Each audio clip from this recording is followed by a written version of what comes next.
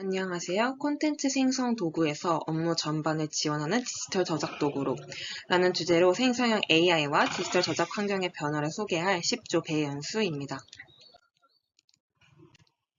생성형 AI를 모르는 사람은 없을 텐데요. 최근 생성형 AI는 단순한 텍스트, 이미지 제작 도구를 넘어서 디지털 저작 과정 전반을 지원하는 업무 도구로 활용되고 있습니다. 생성형 AI가 지원하는 조직 내 주요 디지털 저작 활동은 크게 일상적 문서 작업, 개발 업무 지원, 창의적 콘텐츠 지원, 그리고 마지막으로 지식 관리가 있습니다.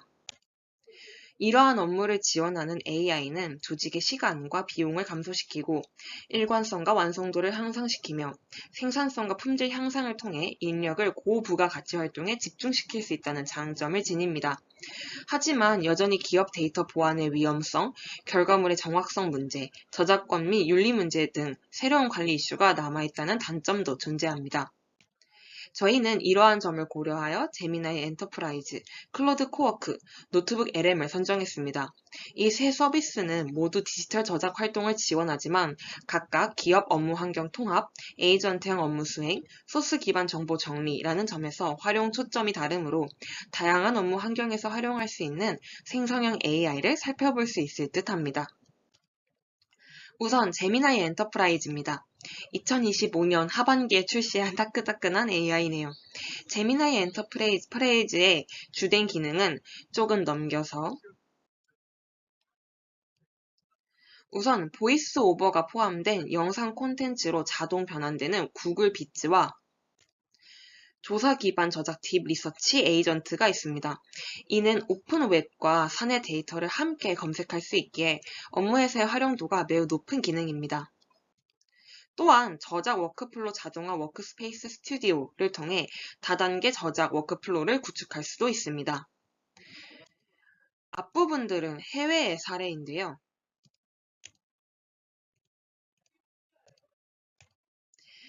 한국에서는 현재 CJ 올리브영이 제미나이 엔터프라이즈를 도입하여 업무 환경에 활용하고 있다고 합니다.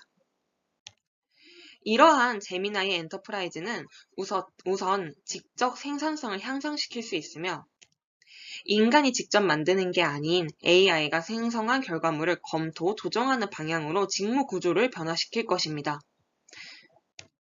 다음은 클로드 코워크입니다. 제 기준 작년부터 클로드를 활용하는 분들이 좀 많이 보였는데요. 클로드 코워크의 주요 기능은 멀티 스텝 작업 수행 능력이라고 정의할 수 있습니다. 즉, 목표 달성을 위해 필요한 여러 단계를 스스로 계획하고 실행하는 것이죠. 마치 인간처럼요. 따라서 파일 시스템 정리, 문서 및 보고서 작성, 이를 넘어 반복 업무 자동화를 시키고 시장 조사 및 데이터 분석을 통해 사용자가 원하는 형태의 문서를 생성하고 외부 서비스와 연동하여 다양한 협업 업무를 지원합니다. 실제로 영국의 회사 브레인랩스는 4주간 전 직원에게 도입하여 직원들이 약 400개의 자동화 기능을 개발했다고 합니다. 이러한 자동화는 분명 업무 효율성을 향상시키고 시간을 단축시킬 것입니다. 또한 클로드 코워크는 매번 새로운 명령을 내려야 하는 AI가 아니라 실제 업무 프로세스의 일부를 직접 수행할 수 있다는 특이점을 지닙니다. 따라서 직접 수행하던 반복 업무를 위임하고 실무자는 창의적이고 전략적인 업무에 집중할 수 있습니다.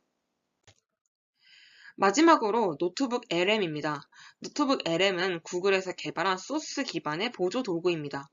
소스 기반이란 사용자가 직접 업로드한 문서를 지식의 근거로 삼아 답변을 생성한다는 의미입니다. 따라서 첫 번째 기능 소스 그라운딩은 해당 자료 내에서만 답변하도록 제한하는 것으로 AI의 고질적인 문제인 환각 현상을 억제하는 기능이 있습니다. 두 번째로는 다양한 소스를 활용할 수 있다는 점으로 유튜브 영상 스크립트, 회의 녹음 파일 등도 업로드가 가능합니다. 또한 답변 생성 시에는 어느 부분을 활용했는지 원문과 그 인용을 함께 제시해주고 멀티모달 산출물을 즉각적으로 생성해 여러 형태의 산출물로 변환이 가능합니다. 여러 기업의 사례들이 있는데요. 헤리테이지 바이크스 앤 커피라는 시카고 자전거 및 스페셜티 커피 전문 기업은 실제로 포스데이터와 회계 서류를 자동으로 노트북 LM에 업로드하도록 하여 AI가 스스로 분석하고 결과를 직원들에게 보낼 수 있도록 하여 업무의 효율성을 높이고 있다고 합니다. 노트북 LM은 팀원 개개인이 보유하고 있던 자료를 프로젝트 노트북으로 통합하여 조직의 단일 지식 참조 포인트를 구축할 수 있으며 방대한 전문 자료, 법규 등을 분석하고 매핑 작업 자동화를 통해 시간을 단축하여 시장 변화에 즉각 대응할 수 있도록 지원합니다. 또한 고객 지원 및 내부 운영의 표준화를 통해 조직 전체의 전문성 상향 평준화가 가능하며 여러 시스템에 흩어진 자료들을 통합 분석하여 데이터 기반의 비즈니스 인사이트 도출이 가능합니다. 마지막으로 이러한 모든 기능들을 활용해 기업은 경쟁 우위를 차지할 수 있습니다. 지금까지 살펴본 디지털 저작용 인공지능 서비스들에 대한 SWOT 분석을 진행해 보았는데요.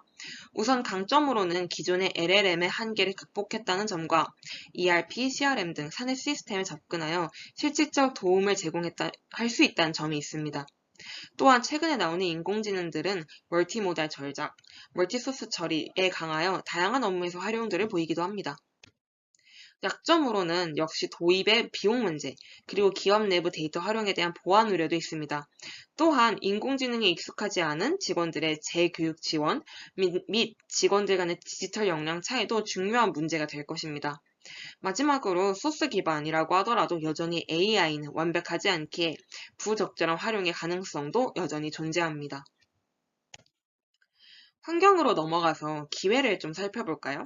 지금 시장은 급성장 중이고 모든 기업들이 적극적으로 AI를 도입하고자 합니다. 역시 인공지능 서비스들에게는 여전히 기회의 땅인 셈이죠. 하지만 위협도 존재합니다. AI 규제 및 개인정보 보호 법률이 강화될 가능성이 있고 시장에는 이미 여러 강력한 경쟁자들이 존재합니다. 마지막으로 기존 생성형 AI와 새 AI를 비교한 표입니다. 사용 방식, 데이터 활용 방식, 강점, 한계 등 여러 차이가 있지만 우선 한계를 좀 살펴볼까요? 이 세 가지 AI 모두 한계를 지니고 있다는 점에서 시장의 승자가 누가 될지 계속 팔로우할 필요가 있다고 생각합니다. AI는 아직 승자가 정해지지 않은 사업이기 때문이죠. 결국 생성형 AI는 기존의 대화형 AI를 넘어 목표 기반의 업무 수행형 AI로 발전하고 있습니다. 이런 변화는 기업의 생산성 향상, 데이터 기반의 의사결정, 조직 협업 구조 변화, 직무 및 업무 방식 변화라는 새로운 패러다임으로 나아가는 계기가 될 것입니다.